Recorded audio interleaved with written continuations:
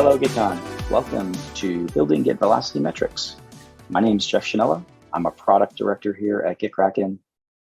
I'm going to talk about Git Velocity Metrics, a couple other things we're very excited about, and hopefully it'll get you excited too. We think that the Git Velocity for team Git development is going to be crucial in helping you all deliver software better, becoming better developers, and just being more satisfied overall with the work you're doing. This is rooted in a couple of themes, and these themes are inspired by what's known as DevOps Research and Assessment. This is a Google initiative. Well, recently Google acquired the initial initiative, but there's two themes that we've pulled from this DevOps Research and Assessment, or DORA, reports, and that is, we want to be able to allow developers to deliver product changes to the customer faster. Every time you push a change to production, you're adding value to your product, right? That's the goal. You want those changes to come out and give people new abilities to do things, fix issues they were having, address pain points they have in their daily life, and add value to those customers as well as the customers that consume them. The other side of this is obviously we want to do that faster, but we don't want to do it too fast, right? Or have too many bugs. We want stability to be an issue. So introducing the code changes with less bugs is the other theme. And both of these are kind of encapsulating what was found in the DORA reports by Google. And if you're not familiar with DORA, I'll cover it really quick here. It stands for obviously DevOps Research and Assessment. And this was a series of behavioral science studies done that analyzed thousands of developers and development teams over 6 years to understand what behaviors they had that sets the higher performing teams apart from teams that were maybe struggling in some areas. This is a result of those studies. And one of the bigger outcomes was these 4 key metrics to help inform teams and have goals to deliver software more effectively, reliably, and securely. This is all outlined in the book called Accelerate. Authors Nicole Forsgren, Jez Humble, and Gene Kim. And Nicole Forsgren was sort of heading this whole thing up. They decided to write this book. It dives into the research really deeply. The metrics are only one piece of this. Very important to mention that these are not like magic bullet metrics that is the only thing your team needs to do. There's a lot of analysis and study done on culture, on workflows, on things organizations can do, and leadership as are part of this book as well. So I highly recommend you read it. The metrics are just one piece of this. The code, they're here to help you ship higher quality code and do it more frequently. And as a side note, Brendan O'Leary from GitLab, he has a talk on DORA. You should go check it out here at GitKon. He goes into a little more detail than I will here. I'm just going to cover the basics of the metrics. And those metrics are cycle time, throughput, time to recover, and change failure rate. So the speed side, frequency of delivery, that's going to be cycle time and throughput. And cycle time is a measure of how long it's going to take your code to go from the time it's first committed to the production environment. The other one is throughput. Throughput is going to be a simple measure of just how often those deployments, those changes are being pushed to production per day. And those two are going to help you and your team focus on the speed. One thing to note, lead time for change is the official metric name for cycle time, but we're calling it cycle time. We like that a little better. It's a little more intuitive. The other two are focused on the stability of your code. Change failure rate is a percentage of the deployments to production that resulted in a failure or degraded service or a bug, really.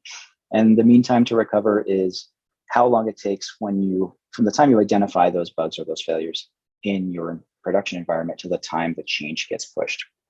And these are things that teams can leverage to look at to stay on top of core, thresholds that they want to deliver. Your team might decide that, we want PRs to be merged no more than 6 days, cycle time of 6 days for a PR. And we're hoping to be able to provide mechanisms to do this. So one thing too, these are not magic bullets. Like I said, these are team-focused metrics.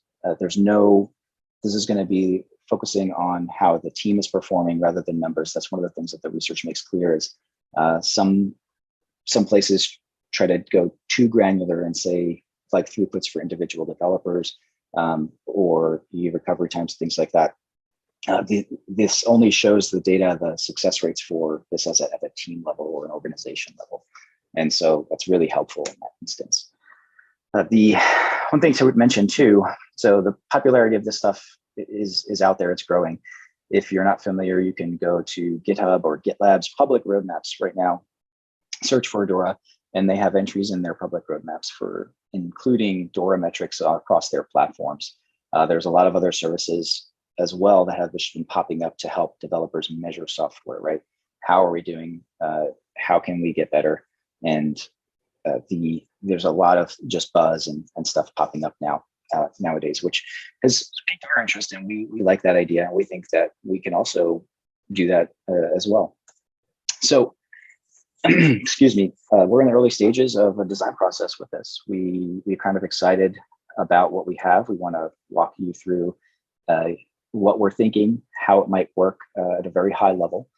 And this is not a final solution, but this is a direction. So with that, the goal here is that we have a place where we can monitor these core metrics for our teams and check the status of PRs that are currently open to give us insight into the bottlenecks that might come up before we have traditionally been able to do that in the past. Usually we have a release post-mortem. You can review what happened, make changes and address things, but this allows you to have a space to leave the time, look into things that might be at risk and you might have to address. So with any system like this, this is going to have a mechanism to connect repositories to. We're going to be looking at providing access through all the major providers, GitHub, GitLab, Azure, and Bitbucket, and allowing you to connect any amount of repos that you want to these services to be able to get insight into these metrics. There'll be support for PAD and OAuth. And once you go through this flow and you select the repositories that you would like to have tracked in DORA metric, you'll have a dashboard that could provide some data on this. So we're thinking a dashboard like this will simply have the list of key metrics on the left side. You could see a trend line for these metrics. So not only are you just seeing the flat numbers, but you'll be able to assess, in the past 30 days, week, whatever it is, this numbers has been going down, and that's a good thing. Obviously, these are filterable by date range. We're thinking it's filterable by teams for GitKraken, and also by repositories and projects. And I'll talk about projects in a minute. But one other thing to note here is that we want to bubble up things that might be helpful in this instance as well. So this is all based on the PR data, and we want to identify open PRs that might be at risk for pushing past certain thresholds for your cycle time, or that might have a higher risk of introducing a bug, those kinds of things. So this idea of at-risk pull requests, these are pull requests that have been stuck in review longer than a certain amount of days, or they are pull requests that have had merge conflicts against the remote for more than 3 days. There could be a high degree of comments on changes and diffs on this pull requests. There might be, a pull request that's been in review and re-requested for review multiple times.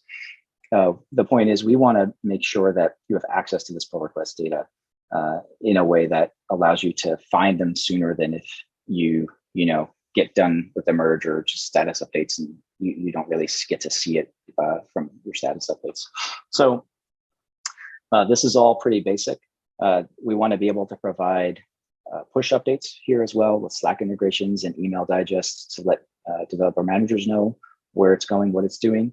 Like I said, there's going to be access through the GitKraken client in the projects. And with projects, we are going to let's talk about projects. Projects are collections of repos where if we're thinking about being able to provide access to multiple repositories in a single project outside of folder structure. Right now, our projects are restricted to folder structure. These are just arbitrary groups of repos, no matter where they are on disk, that you can put into a group and start working with them and have access and insight into the status of multiple repos at once. So You see a very simple project list here. This is things that you could make in your client and see an activity stream for. And when you get into what a project is, it's, like I said, the set of repositories. This is one view, one place where you can have access to see at a glance multiple repositories, what the status of each repository is ahead, behind of the checked out branch against the remote. And you can even interact with the repos here in a bulk level, right? You could select all these repos and clone them or fetch them. They would update automatically.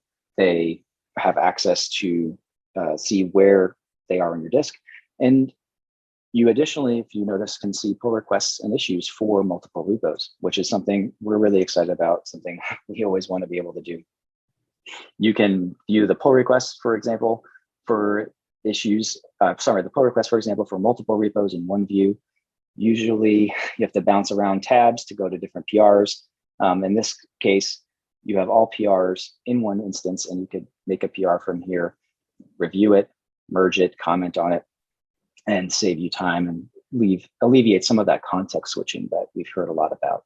So additionally, one thing I want to mention is these projects are team-centric, right? So you'll be able to share a project with team members. And by that, I mean, you can come into GitKraken, create your account, create your org, create a team, and create this project. And what you do is you share this project with your team members. Someone else with GitKraken can come in, and as soon as they log in, if they're a member of your organization and on that team, they have access to this project in their GUI. So they don't even have to find out what the URL is for the repos. They don't have to open a form multiple times to clone multiple repos. They can come here, see the project, see that this 8 repos have not been cloned, and you can go ahead and clone all of them in one go. This is super, super helpful. It also gives them access to the same PR and issue data that you have for these repos. And we think it's going to make life super easy for all of the people who are using it. The Git Velocity metrics additionally would be something that we bubble up in this PR view. So in a PR view here, you could find and identify at-risk PRs that maybe are assigned to you or assigned to other team members and address maybe some of the things that are cropping up sooner than if you had not had that. So that said, we're super excited about those 2 features. We always welcome feedback. We would like to, we'd like to know what you think. And if you are interested in having early access or being a preview tester for either of these features, please send an email to feedback@gitkraken.com and cite your interest in Git Velocity and or Git projects.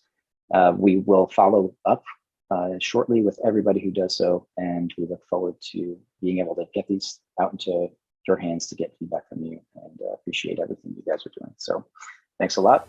Have a great one.